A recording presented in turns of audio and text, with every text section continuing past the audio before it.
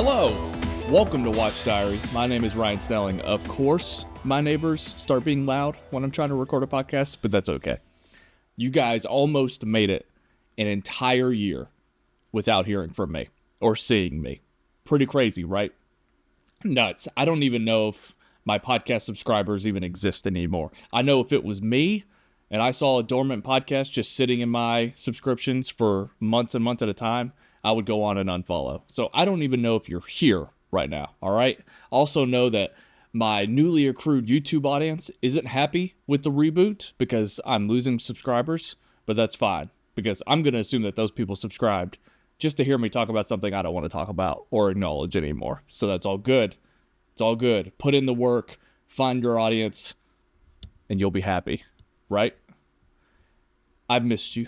Thank you so much if you're here still for hanging in there, and I appreciate it. Guys, if you remember, quarterly reports. Today I'm going to sit down and just talk about and rank all the movies that I've watched so far this year. It's not many, but they're pretty much all bangers for the most part. It's 3 months into the year, so we're going to look at January, February, March as well. First quarter report of 2024. I also just want to look at movies that came out 10 years ago and 25 years ago. 1999 was 25 years ago. Can you believe that? For some reason, I feel like that's wrong, but it's true. Or is it 15 years? No, it's 25. It's been a bit.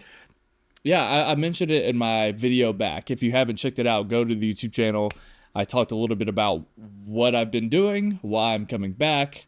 I'm hitting that reboot button, and that's why all of my previous videos are privatized. And I've got a lot of plans for what this channel is going to be moving forward, and I'm really, really excited. It's not that it's, like, completely unfamiliar to you. Like, this is Watch Diary. I'm doing Watch Diary. It's still going to be here, and you're still going to get it.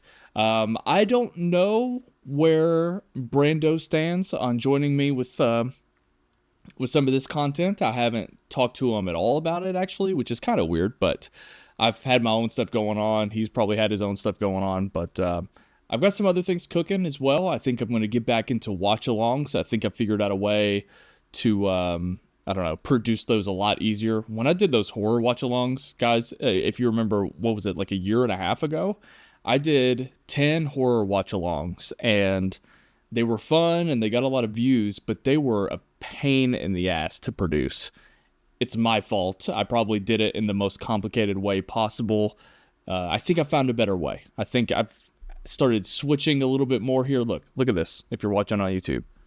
Ooh, yeah. So the fact that I'm going to be able to switch screens, I think it's going to help with the watch-alongs anyway. I'll announce that when I'm ready. I'm not quite ready to announce what I'm going to do with that, but it's definitely on the mind.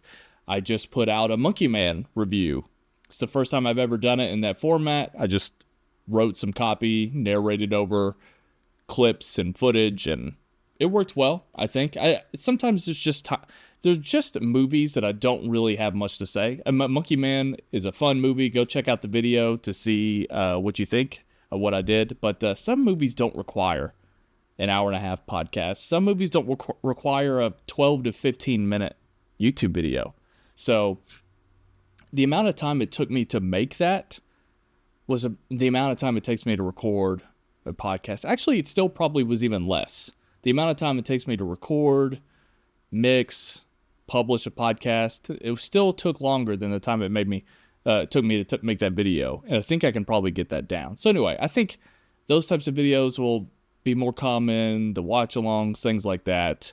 And anyway, I've got some other things cooking that I'm not quite ready to announce yet. But anyway, here I am. This is me, and welcome to Watch Diary. If I could, every week I would just sit down here and just list movies.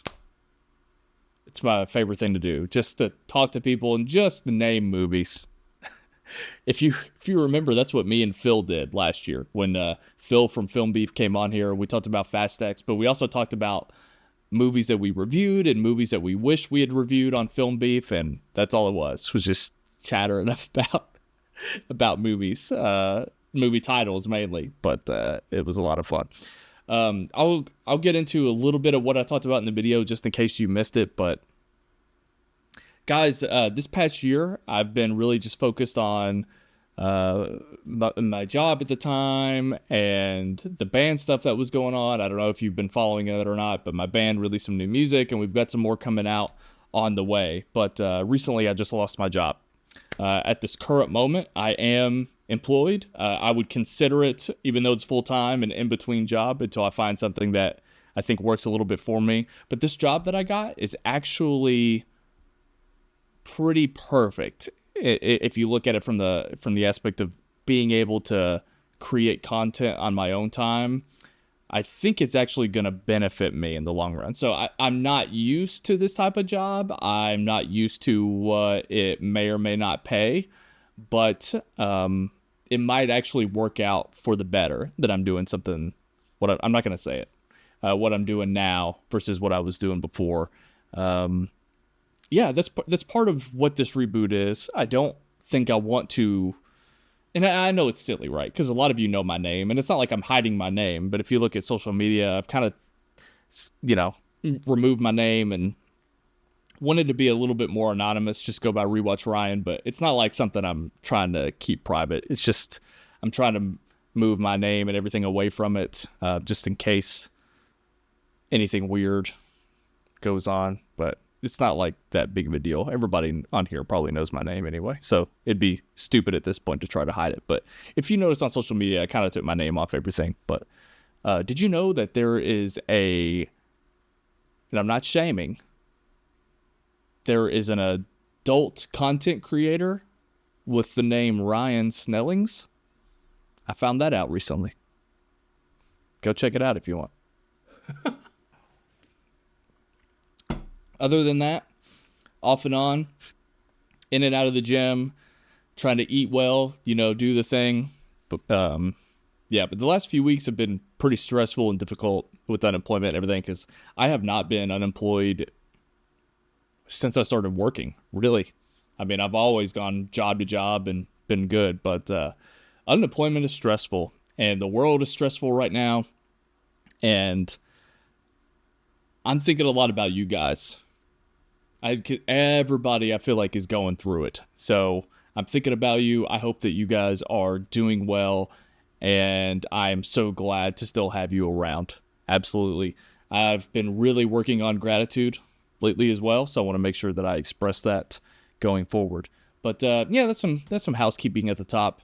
Why don't we just get right into the quarterly report, shall we? Oh no, let's talk about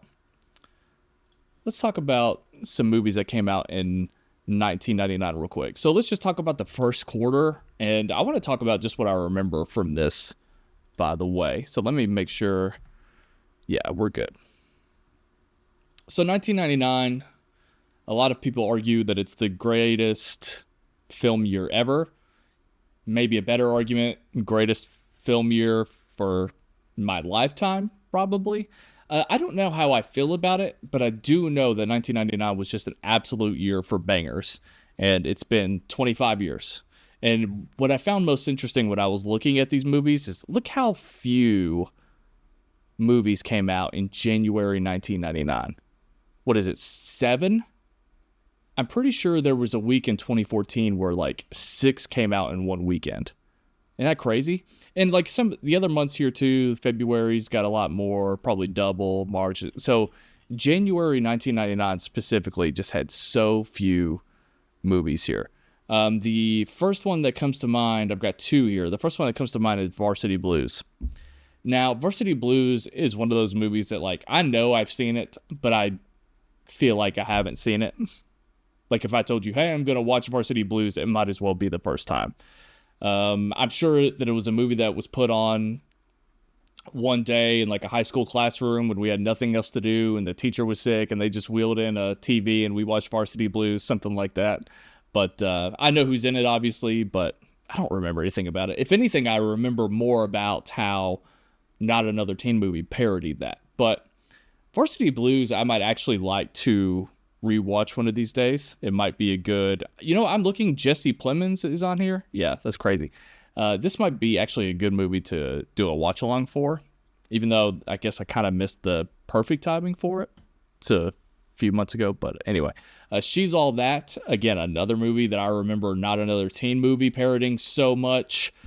And I think it was on an airplane I was on one time. Don't remember anything about it, but those were big movies at the time. I mean, like growing up, I knew all about those movies and understood them as they were referenced in Not Another Teen Movie. Clearly, that's where my teen movie pop culture knowledge came from, was that parody film.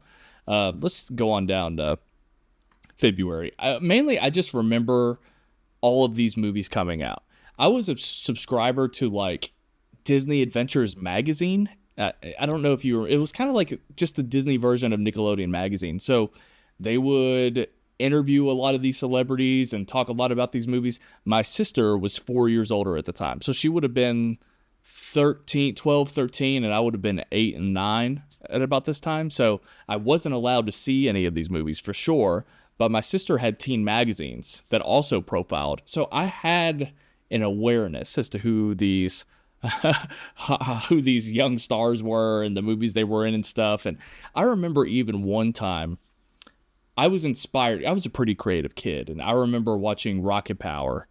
If you don't know, Reggie Rocket is the girl on the show, and she used to like publish a magazine.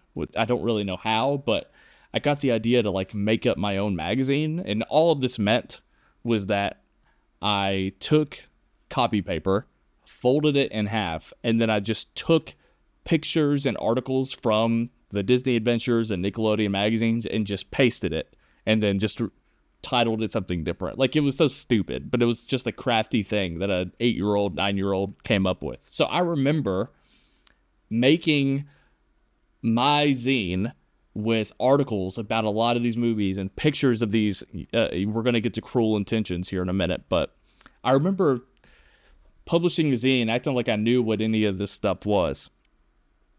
I also used Microsoft Word to like type captions too.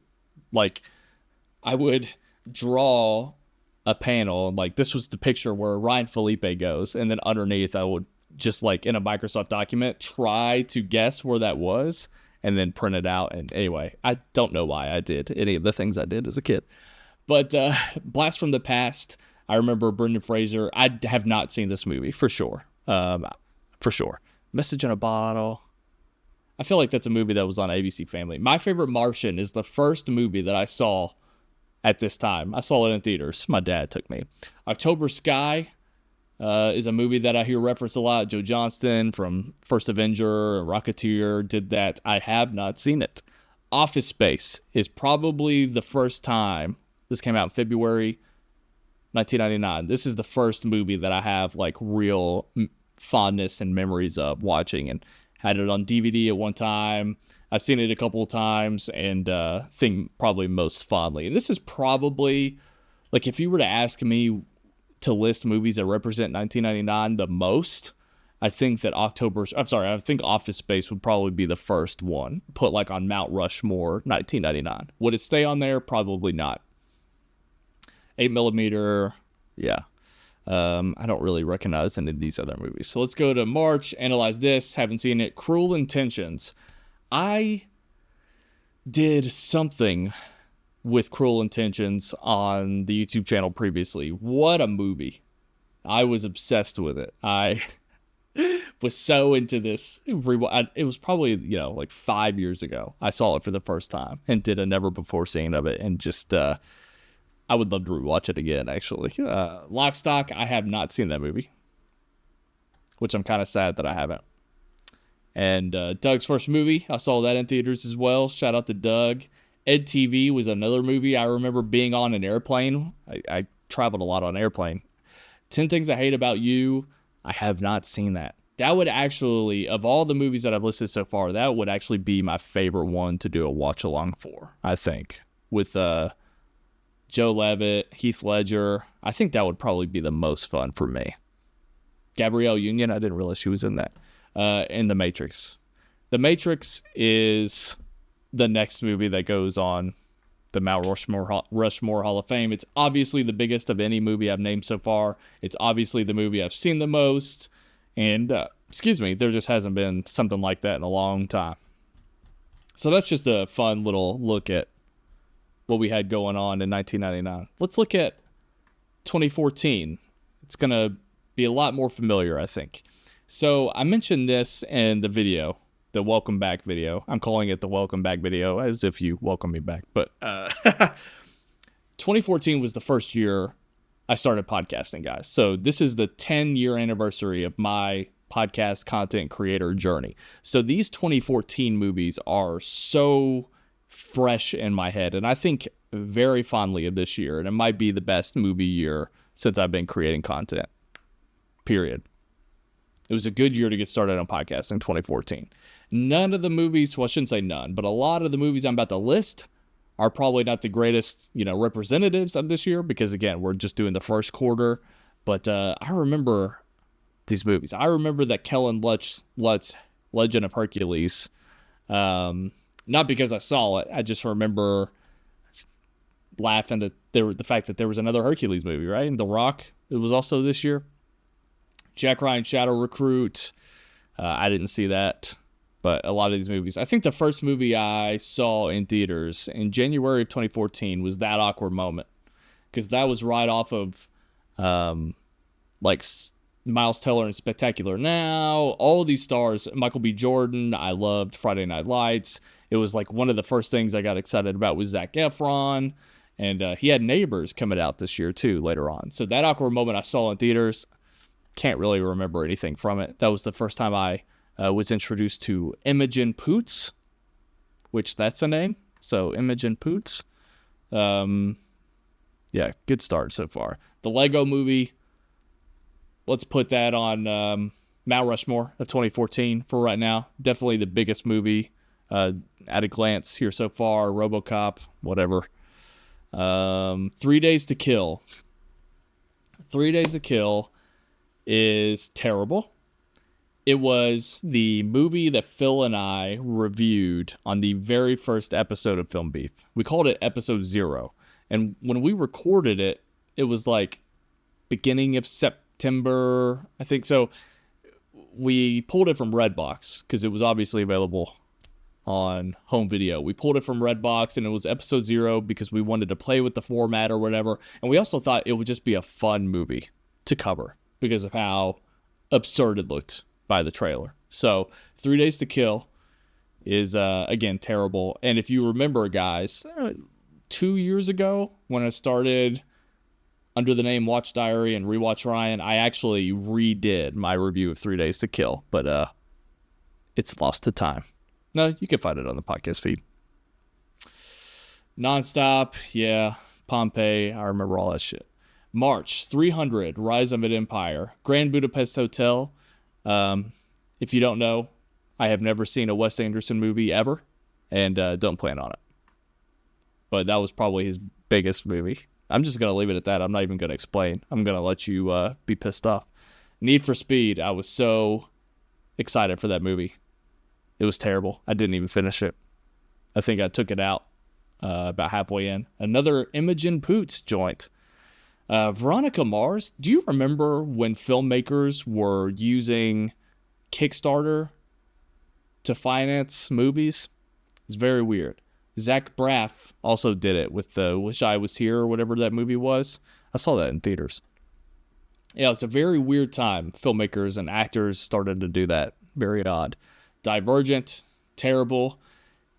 It's hilarious to me that Divergent was so bad that they couldn't even produce the final film of that franchise. Do you remember that?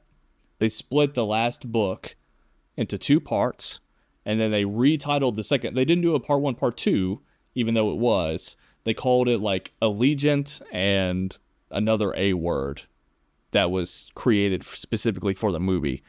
And they didn't even make that 4th movie, which is crazy.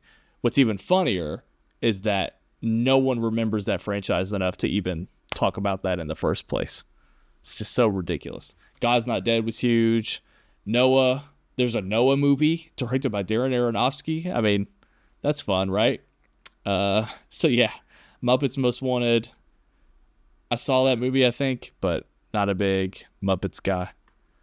Anyway, so 2014 definitely had some notable movies that were fun, but we haven't really gotten to the heavy hitters with either of those years yet, obviously. But same with this year, guys.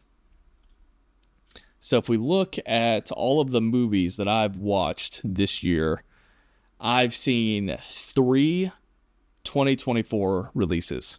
Dune Part 2 and Roadhouse, the remake, and Monkey Man. But Monkey Man is not on this list because, again, we're just doing the first quarter, January through March, and I saw Monkey Man in April, obviously. So it's been a slow start to the year, but I set myself down. I set myself down at the beginning of the year and told myself that I'm only going to watch absolute bangers this year. That was the intent. I also didn't plan on rebooting the content, so I don't think I can uphold that because I need to be able to see a wide variety of things. But at the time, my intent was only watching absolute bangers. So I put my faith in some other people that I know because, again, Society of the Snow, if you're looking at my screen, Society of the Snow, I just had to go off of word of mouth. I didn't know. Another Round, I had to go off of word of mouth because I hadn't seen that movie before. But the rest, for the most part, I had seen, and I knew what I was getting into. Did I explain that well? Sorry, I'm a little bit rusty. But right now, this is displayed in the order that I've watched them. So I just wanted to talk briefly about each movie that I've watched this year so far. And then let's just rank them for the hell of it. And then we'll get on out of here, guys. How we doing on time? Cool. All right. The first movie I watched this year was Society of the Snow. Directed by J.A. Bayona. I believe that's how you pronounce his name. I might be wrong. But this was one of those movies that's, was in a weird release date limbo because technically it premiered in 2023 and it was eligible for this past year's Academy Awards, but it was not released wide until it came out on Netflix like the first or second week of January. I have always been irritated by this. I think that we're in a day and age now where there is no reason why a 2023 movie shouldn't come out in 2023. Now, let me also say, I realize that I have this stance purely because for the last 10 years, I've been a content creator and I've looked to make timely top 10 lists. And that is the only reason. It is not a good reason. It's actually ridiculous that I get irritated. But it all comes down to me being able to timely and effectively give you guys a top 10 list that nobody asked for. So I just want to make sure everybody understands that I realize that. But when I'm trying to make a top 10 list and it is the middle of February or it's the week before the Oscars and I still cannot watch a movie that's nominated for an Oscar, looking at you, Zone of Interest, it's absurd. It's absurd. I don't care what country you were produced in. I don't care what country you were released in first. If you are a 2023 movie, you need to be released on streaming in 2023. That's it. The old model, when we were more focused on physical media, obviously, if Django Unchained comes out Christmas Day, you're not going to get the physical release until 2024. 3 months down the road, whatever. But if Zone of Interest or whatever comes out in a festival early 2023, you better not wait an entire year before I get to see it so that I can make a top 10 list. I've just never understood that. I know it's a ridiculous thing to complain about and not that big of a deal. but I've been talking about this for like 10 years since I started podcasting. It just doesn't need to be this hard. And it is counterproductive. And I think it would work when we want to talk about like audience participation and audience awareness and interest in the Oscars. Why wouldn't you make every single Oscar nominated film, if you were a studio, as accessible as possible to the general public before the Oscars comes out? It doesn't make any sense. There were a couple of other movies that I hadn't seen prior to the Oscars. Zone of Interest was one. Most of them I just didn't see by choice, like Poor Things. I'm not going to see that movie. But anyway, Society of the Snow was one of those movies where technically I watched it thinking that it was a 2024 release and put it on my 2024 list with Dune Part 2, and then I realized I had to take it off because it's a 2023 movie and was nominated for an Oscar. So anyway, Society of the Snow is good. It's a good Netflix movie. It is better than everything they make. Killers of the Flower Moon. I did not see this movie in theaters. This was my first watch of Killers of the Flower Moon. I had ordered an Italian 4K Steelbook. So I got that and received that in the mail in February, and I think I watched it that first week. I was disappointed with this movie, and I think it mainly just has to do with my expectations and what I thought this movie would be. I appreciate it a lot now. I don't know if I'm going to revisit this movie over the years because it's not because it's just upsetting, but I'll be honest, I think that I was expecting the movie to be more of a mystery. But I don't know if it's because I had so much knowledge of the story going into the movie that it wasn't mysterious to me. I kind of sat there for, 3.5 hours, however long it is, knowing what was going to happen and knowing exactly why it was happening. And I was watching characters that may or may not have caught on to the whole thing, but I expected there to be more twists and turns to the story, and I wanted it to feel new, and it didn't. I don't know if it's because of the decision to do it from their perspective, because I know Scorsese changed how the book's perceived, but at the end of the day, I found it to be more straightforward than I anticipated, and when you add that into the fact that it's already a super long film, I was a little disappointed by it. But I think, again, the craftsmanship and everything, and the acting, of course, was really well done. So it's kind of hard to complain, but that's okay. Let's start moving pieces here. There Will Be Blood, over the years, it's quickly become maybe one of my top 5 favorite movies, which I don't even know if I have a top 5 all-time favorite movies. For the longest time I did, but it's outdated, and I haven't. There Will Be Blood is like my favorite movie, like ever. Maybe not ever, but so let's go on and put that up there. Let me change this to ranked, by the way. Killers of the Flower Moon, I'm going to put over Society of the Snow, but all 3 of these movies so far were great. Let's go to Fargo. It had been a minute since I had seen Fargo, so it was a lot of fun to rewatch. I'm going to put it at number 2. Certainly iconic and fun and gross. But, yeah, I love Fargo. Big fan of that. So, another round. This was a first view for me. So, I originally heard of this movie years ago when it came out. I think it's like 4 years old, something like that. Austin Burke, a fellow YouTuber, big fan of this movie.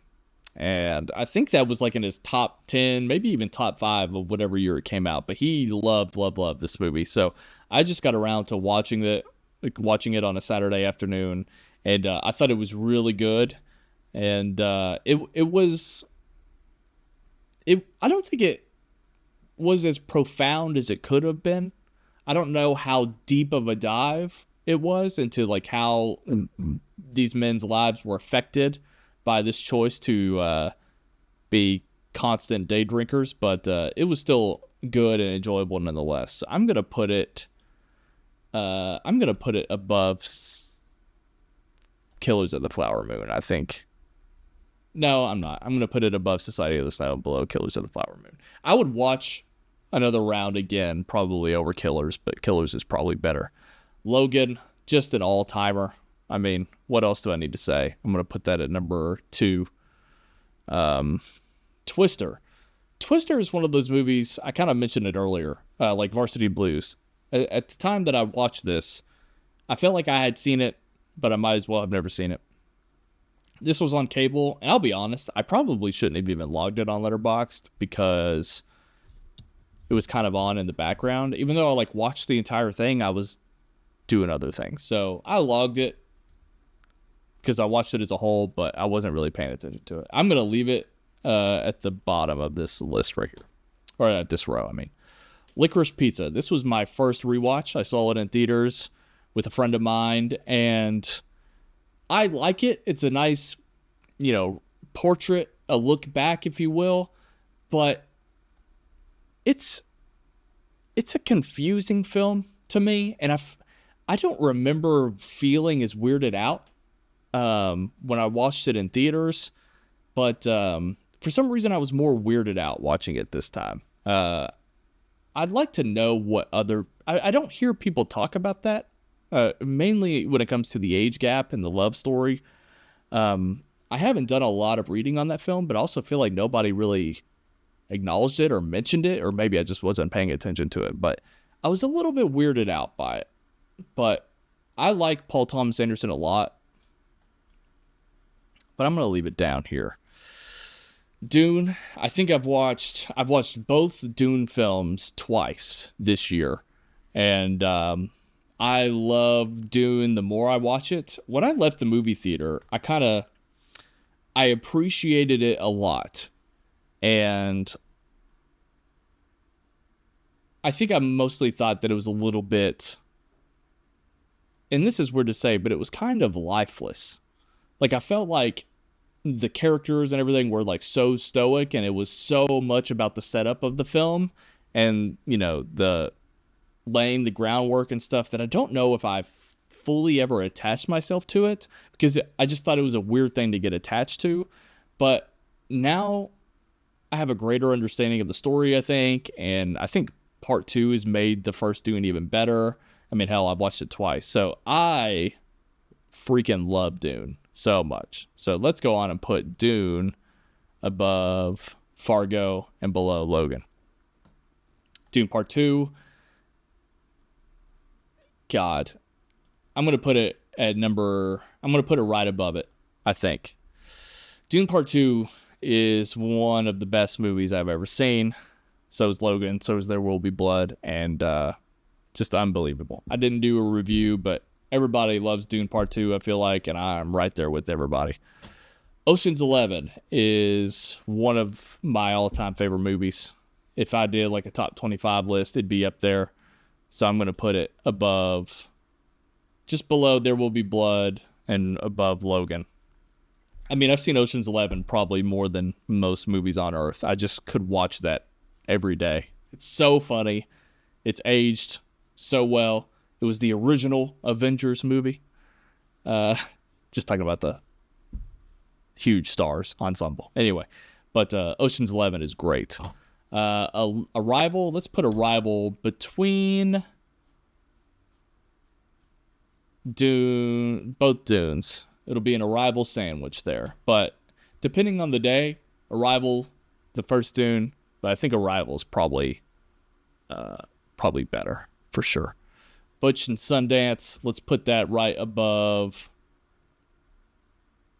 Let's put it right above Fargo.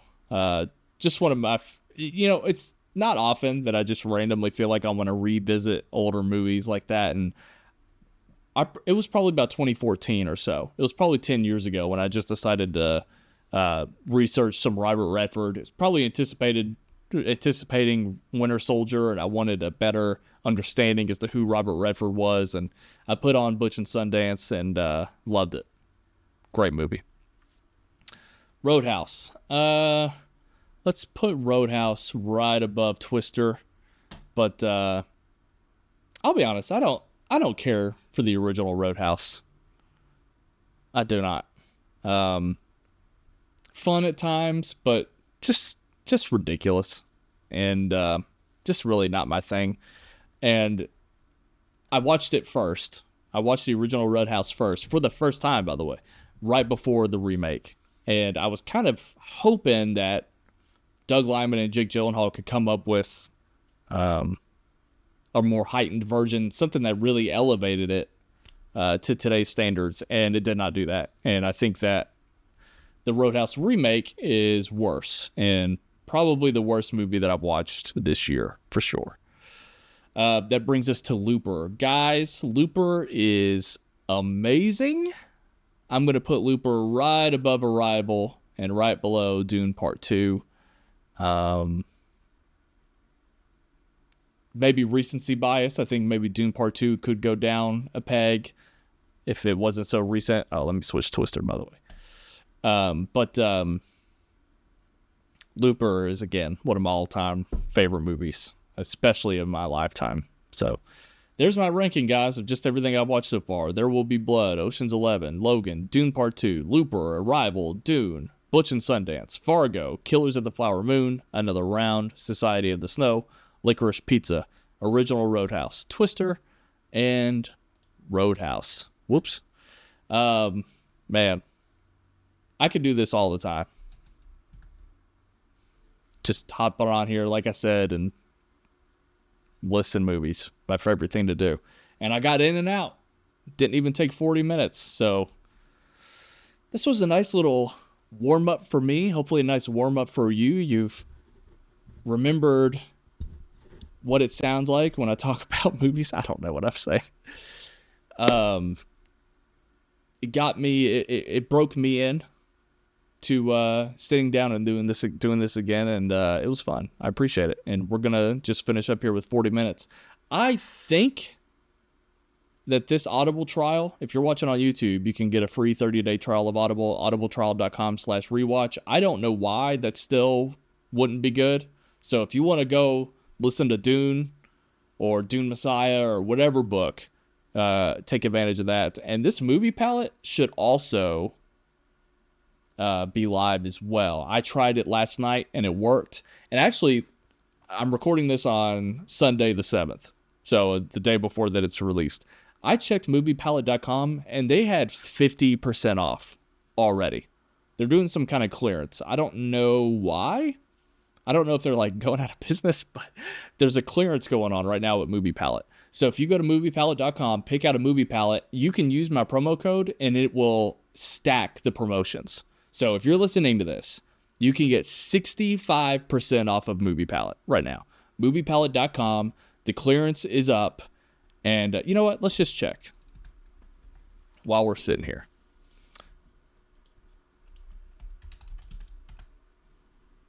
Leave site. I didn't save that list. All right, let's see, guys. I don't know why my internet's being so slow.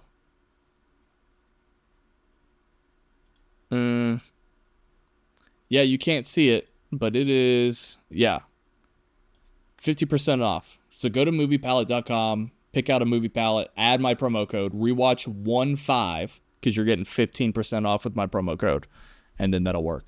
Guys, thank you so much. This was fun. I will see you sometime soon. I don't know what I'm going to podcast about next week. Maybe Civil War. I might just do one of those videos again. Who knows? I'm flying by the seat of my pants here, but I appreciate you, and I will see you and talk to you soon. Thank you so much.